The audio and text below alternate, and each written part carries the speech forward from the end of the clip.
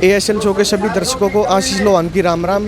आज हम भिवानी डिस्ट्रिक्ट में पहुंचे हुए हैं। यहाँ हमारे बिल्कुल इस साइड में भिवानी बोर्ड का ऑफिस है। यहाँ पे प्राइवेट स्कूल के सभी अध्यापकों ने अपना जो विरोध प्रदर्शन है उसके लिए यहाँ पे इकट्ठा हुए हैं। उनसे जो प्रदेश अध्यक्ष है उनसे बातचीत भी करेंगे हम।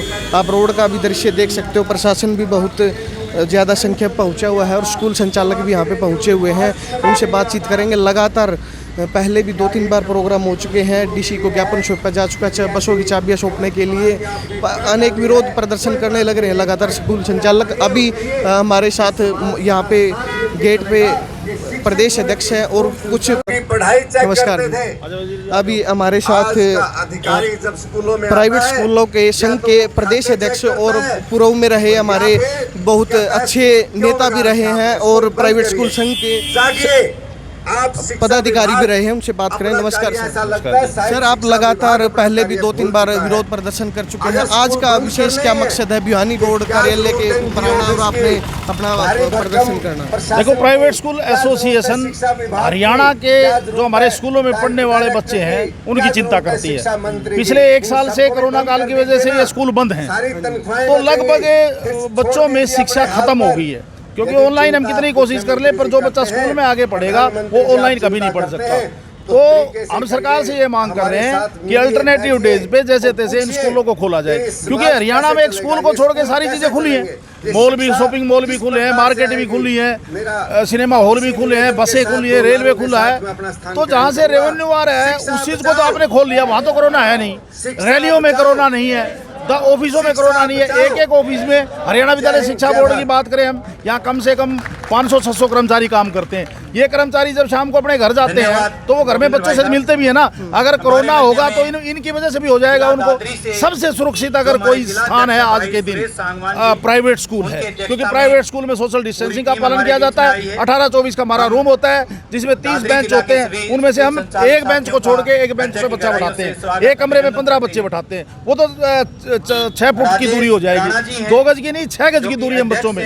तो अल्टरनेटिव डेज के हिसाब से सरकार स्कूलों को खोले। आज इस मांग को लेके हम यहाँ बोर्ड का घेराव कर रहे हैं और आदरणीय मुख्यमंत्री जी के नाम बोर्ड के मार्फत हम एक चिट्ठी देंगे, एक लेटर देंगे, ज्ञापन देंगे। आगे इन स्कूलों को बच्चों की एजुकेशन का जो नुकसान हो रहा है वो नुकसान ना हो, इसलिए इन स्कूलों को खोला जाए।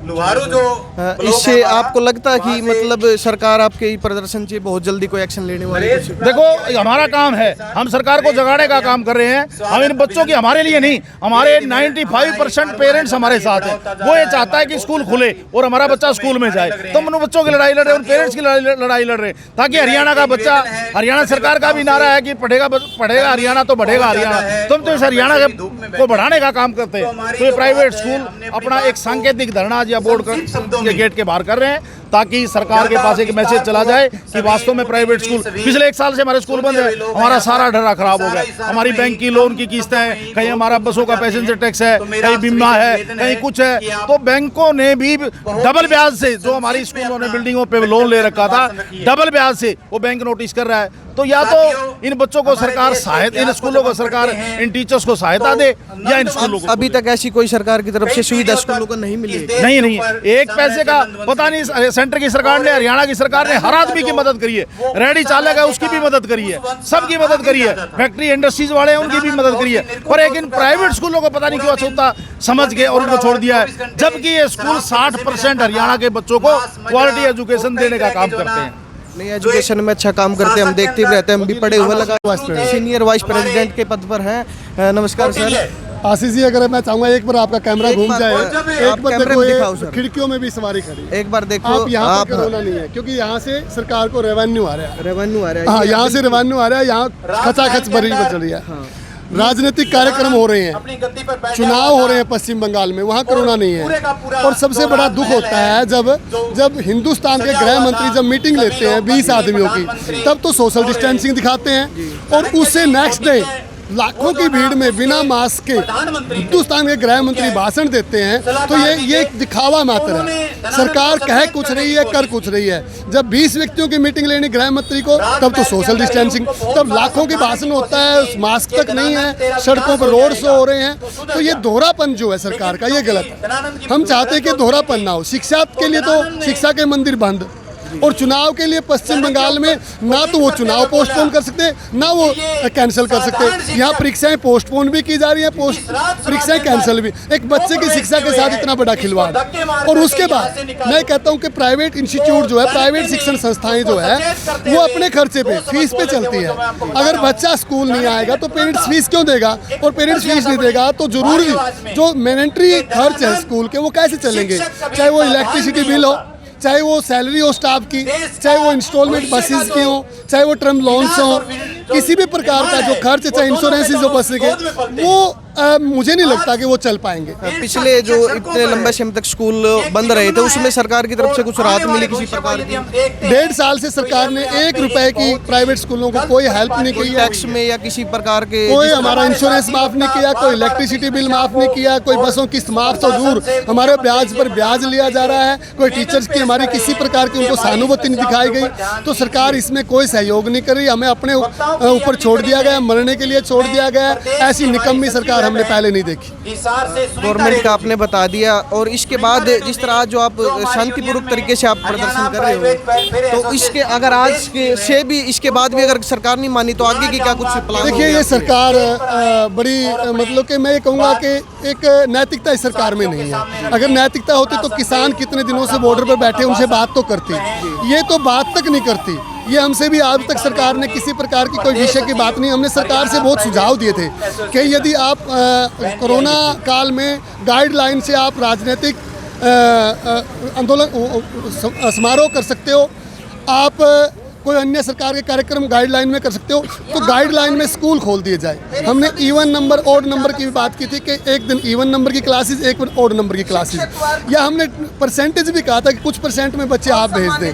हर तरह की हमने कोशिश की, परंतु इस सरकार की जो है ये मुझे लगता है ये वास्तव में बहरी सरकार है। इसके कानों तक की आवाज़, आम जनता की आवाज़ सुनने के लिए तैयार है। अब दोबारा से फिर 30 तारीख तक सभी एजुकेशन स्कूल कॉलेज यूनिवर्सिटी सब बंद कर दिए हैं, इसके बाद क्या लगता है? देखिए, ये हमारे देश का दुर्भाग्य है कि एक दिन अखबार में हेडलाइन होती है 1057 स्कूल हो गए बंद, और नीचे उसमें हेडिंग होती है 567 शराब के नए ठेकों के लाइसेंस। ये मेरे देश का दुर्भाग्य है। शिक्षण संस्थाएं जहां बच्चे की शिक्षा दी जा रही है, जहां राष्ट्र का निर्माण हो रहा है, अध्यापक राष्ट्र का निर्माता है और बच्चों की शिक्षा के माध्यम से वो राष्ट्र का निर्माण करते हैं। अब आप एक छोटा सा एग्जांपल लीजिए, जो बच्चा 2 साल पहले 7वीं क्लास में था, अब 2 साल से 8वीं और 9वीं क्लास में कुछ नहीं पढ़ा, और वो 10वीं क्लास में जाकर एग्जाम देगा तो वो क्या लिखेगा, क्या राष्ट्र का निर्माण करेगा? वो क्वालिटी भी नहीं हो पाएगी। क्वालिटी तो बहुत दूर, वो राष्ट्र कैसा होगा? आप देखिए कि वो राष्ट्र कैसा होगा जिसमें बच्चों को कुछ नहीं आता और डिग्री दे दी जाएगी। ये इस देश का दुर्भाग्य है। ऐसी सरकार आना, ऐसी सरकार बनना इस देश का सबसे बड़ा दुर्भाग्य है। और अभी जो एक 10th क्लास के प्रमोट के बातें हम सुनने में आ रही है, उसमें कितनी सच्चाई लग रही है? ये बच्चों के साथ खिलवाड़ है। जिन बच्चों ने अच्छी से तैयारी की है, ऑनलाइन की है, या 3-4 महीने का जो सरकार ने समय दिया था हमें पढ़ाने का, बड़ा एकजुटता से टीचरों ने बहुत मेहनत के साथ, बच्चों ने बड़ी मेहनत की है। बच्चे बिल्कुल तैयार थे परीक्षा के लिए, और सोशल डिस्टेंसिंग में रहते हुए बच्चों की परीक्षा ली जा सकती थी, परंतु ये परीक्षा रद्द करना उन जो अच्छे बच्चे हैं उनके लिए बहुत घातक है। तो इन सब विरोध के बावजूद मैं एक अंत में एक प्रश्न और पूछूंगा आपसे, जैसे कि हमें सुनने में आया था अगर प्राइवेट स्कूलों की मांगे नहीं मानी तो प्राइवेट स्कूल संचालक भी किसानों के साथ धरने पे बैठ जाएंगे, इसमें क्या सच्चाई है या फिर अफवाह है? नहीं, देखो, किसानों का आंदोलन अपना है, उनकी मांगे अपनी है, अपनी जगह है, परंतु हमारा शिक्षा को बचाने का एक आंदोलन है। हम किसी प्रकार की राजनीति इसमें नहीं घुसने देंगे, ना किसान घुसने देंगे, परंतु किसानों को इस बात का डर है कि हमें तो सड़कों पर बिठा दिया गया और हमारे बच्चों को घर पे बिठा दिया। किसानों में इस बात का सबसे बड़ा दर्द है कि हमारे बच्चों को शिक्षा से भी वंचित कर रहे हैं लोग, क्योंकि किसानों के पास वो साधन नहीं है, लैपटॉप नहीं है, एंड्रॉइड मोबाइल नहीं है। सबसे ज्यादा गरीब का, किसान का बच्चा इससे प्रभावित हो गया। अमीर आदमी के घर में लैपटॉप होगा, उसका बच्चा ऑनलाइन पढ़ लेगा, वो ट्यूशन पढ़ा लेगा, परंतु गरीब का बच्चा, किसान का बच्चा, इसीलिए किसानों ने आह्वान भी किया है कि आप बच्चों को पढ़ाएं, हम अपने बच्चों को भेजेंगे। बहुत बहुत धन्यवाद, आपने इतना कीमती समय दिया। जैसे कि अभी लगातार प्रदर्शन चले हुए हैं, विरोध करने लग रहे हैं, और इसके बाद कहा है स्कूलों को बंद किया जा रहा है लगातार, और उसके बाद ठेकों के लाइसेंस मिलने लग रहे हैं सरकार की नीतियों के पीछे। आपकी क्या राय है, हमें कमेंट बॉक्स में जरूर डालें। धन्यवाद। जय हिंद, जय भारत।